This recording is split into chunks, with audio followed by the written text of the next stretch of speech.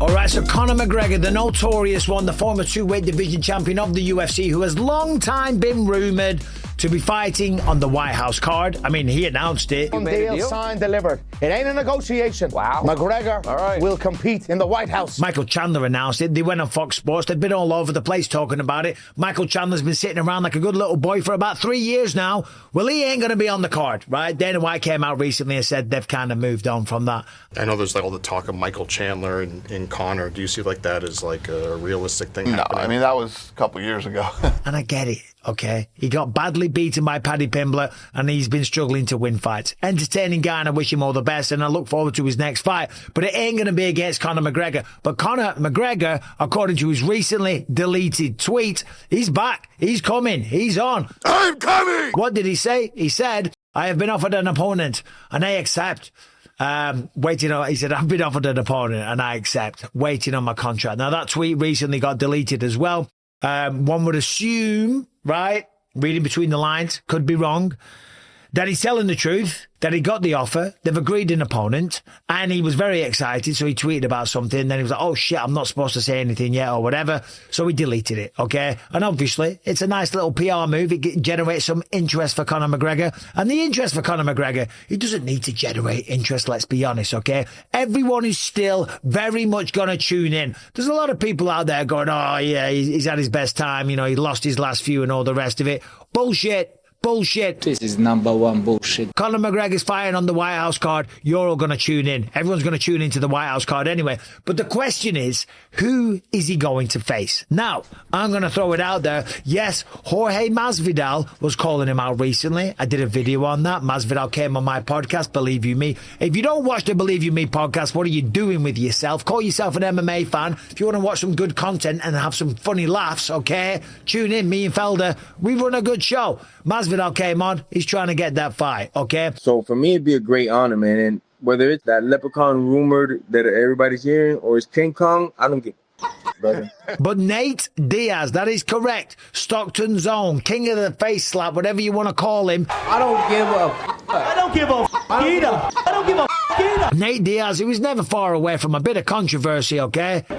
He was talking recently, and he said that he's coming back. He's got unfinished business. He's going to take over, that this generation of fighters, they're all crap, and he's going to come in, take over. He's got unfinished work to do. McGregor 3, I want to fight maybe Dustin Poirier if he's subject to the pussy, and then maybe Mike Perry. Let's see what happens in the future, though. And someone said, what about the White House? He's like, oh, yeah, that'd be dope, too. Yeah, the White House would be perfect. You're the man. Now, we've talked about this many times. Of course, Diaz and McGregor, they are one apiece. Nate Diaz shocked the world. He wasn't Surprise, mother. when he choked out Conor McGregor, and of course they fought again. Conor came back. It was another great performance. He dropped him with leg kicks. He dropped him with every left hand that he threw. But it was a war, and Diaz made him work, and Diaz even had Conor running away at one point because he was getting a little bit tired. But the fact of the matter is that those were two of the most watched fights in UFC history, much like all of Conor McGregor's fights, okay? He is by far and large the biggest star on the planet. Of course, there is another big star coming back, and that's Ronda Rousey. She's taking on Gina Carano. That's an awesome fight. I'll be tuning into that one. That one's being promoted by Jake Paul and MVP, Most Valuable Promotions. That's going down on Netflix, right? But the White House is going down. And Conor McGregor, I think, will be fighting on it. And Jorge Masvidal would be a good matchup, okay? I'd rather watch that than Michael Chandler, respectfully. But Nate Diaz, 3? Now, Nate Diaz is still a draw, right? People love Nate Diaz. He has got cult-like status in the mixed martial arts world, just like his brother. And his brother Nick, by the way, he said recently that he's going to come back as well. He said, maybe I was getting it confused. Maybe he said this new generation of fighters. He's only 42 years old. He's cleaned up his act. He's been to rehab and stuff like that. Of course, last time we saw him, it wasn't a good look. He was a little bit overweight. I think it was Robbie Lawler that he fought. But he looks clean. He looks healthy. He looks ready to go. I see myself becoming world champion. And if you remember Nick Diaz in his prime, this man was phenomenal, right? Never mind the fact that he was lying on the floor against Anderson Silva and just playing games and messing around with the absolute GOAT of the middleweight division when Nick Diaz isn't even a middleweight, right? Look at that fight against Paul Semtex Daly. And by the way, shout out to Paul Daly, a UK legend and a guy that should have really had a more spectacular career. Paul Daly, Semtex, I used to train with him as a good guy. My God, the power in those hands. And that fight that Nate Diaz and Paul Daly had at Strikeforce, if you haven't seen that, if you're kind of a new MMA fan and you haven't seen some of those classics, you have got to watch Nate Diaz versus Paul Daly, because that is just madness. Violence personified. Anyway, let's get back to Nate Diaz, right? We know that Nate Diaz, when we look at the record in the mixed martial arts world, of course, last time he beat Tony Ferguson, that was his final fight on the record. And before that, he lost to Leon Edwards, went to a decision, did rock him in the 5th round and then gave him a point and started laughing. And before that, doctor stoppage against Jorge Masvidal for the BMF belt. But since then, he's been away and he's been in the boxing world. He did, of course, fight Jake Paul, right? And I don't know, it wasn't the best performance against Jake Paul. Credit to Jake Paul, he beat him fair and square.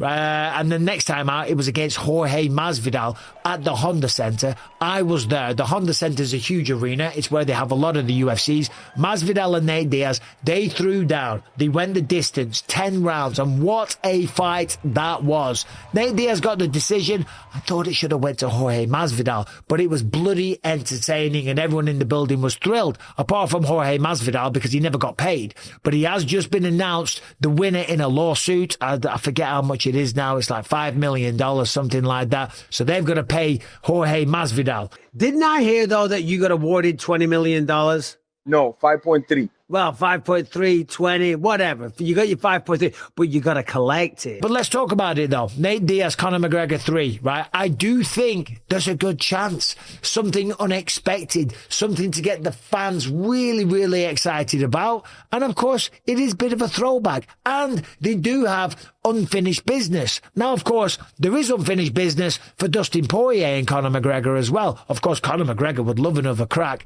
at Dustin Poirier, because in the second fight, he got knocked out, and then the fight after that, well, he was losing the fight, but he broke his leg and stuff like that. So there's definitely unfinished business. And Dustin Poirier is training again, okay? I don't know if he's training for a comeback, but he's not training like I trained this morning in the garage, hitting the bag and stuff like that, going for a run, lifting weights, doing the bench and the bicep, okay? He's not doing that stuff. He's leaving his home of Louisiana and going to American Top Team. He's in American Top Team in Florida on the mats with world-class people.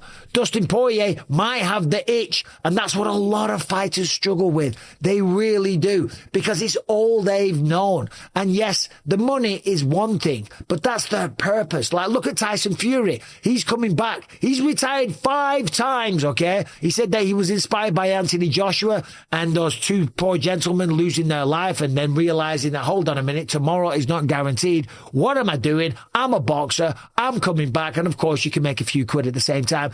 And you just love it. This is what you're put on the planet to do. So I don't know if it's going to be Dustin Poirier. I don't know if Dustin Poirier is coming back. What do you think about that? Let me know in the comment section. But out of those 3, Dustin Poirier, Nate Diaz, Jorge Gamebred Masvidal, which one of them would you like to see him? Or is there someone else that I'm not considering? It won't be.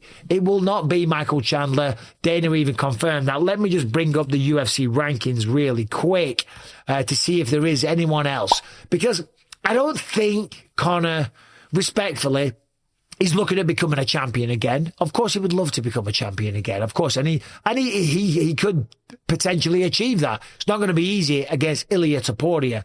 But I think what he wants to do is come back, fight on the White House card, of course, make a ton of dough, right? Get back to winning ways, get that feeling of winning again, prove to not only the entirety of the world, but more importantly to himself that he's still got it, right? But I don't think someone in the top 5 is necessarily who it's going to be. Top 6, Paddy Pimblett, Benoit Saint-Denis, Max Holloway, Charles Oliveira, Arman Saruki and Justin Gaethje. Well, Justin Gaethje is fighting Ilia Topuria. That is pretty much, well, not confirmed by the UFC, but confirmed by Islam Makhachev. Islam Makhachev came out and said, no, that fight's not happening. He's got lots of work to do in the welterweight division. Outside of that, I mean, Michael Chandler's ranked number 13. There's Renato Moicano at 10. There's Dan Hooker at number 8. He wouldn't be a bad stylistic matchup for Conor McGregor, but I think it's going to be like an old school throwback and something big and something that's going to blow people away.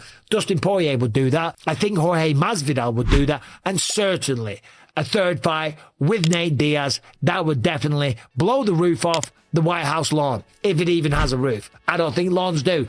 Anyway, I've got to go to the airport. Take it easy. Thanks for watching. Let me know what you think about everything what I said. And who do you think, if Conor's going to fight, who will be the opponent? I've really got to go. Take care. Bye-bye.